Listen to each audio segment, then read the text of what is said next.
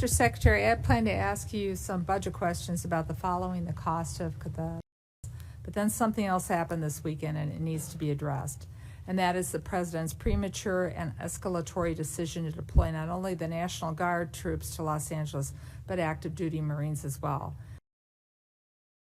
History has proven that law enforcement and the National Guard are more than capable of handling situations more volatile than what happened this weekend.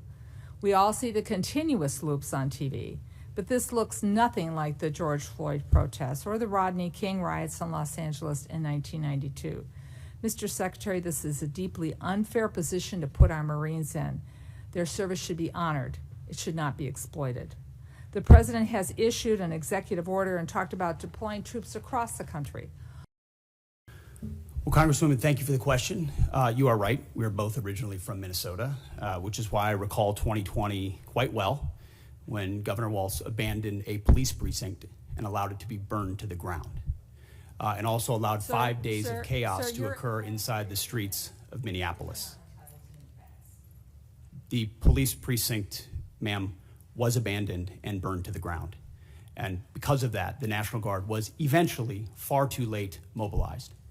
And President Trump recognizes a situation like that, improperly handled by a governor, like it was by Governor Walz, if it gets out of control, is a bad situation for the citizens of any location.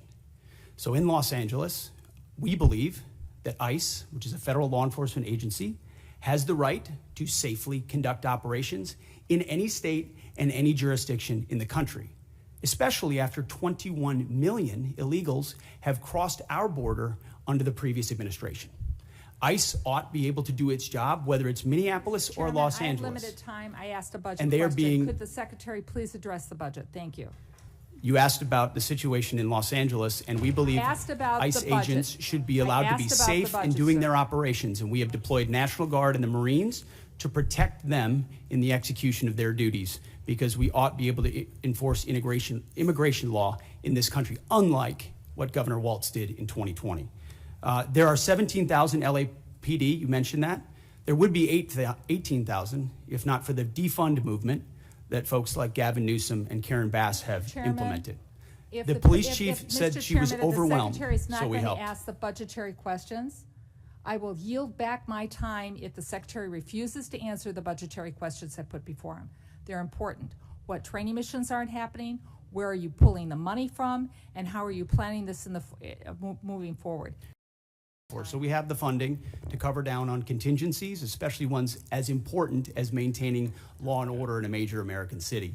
As far as training, all of the units on the ground have been fully trained in their capabilities of what they're executing on the ground. For budgetary, if he needs to get back to the committee with the numbers.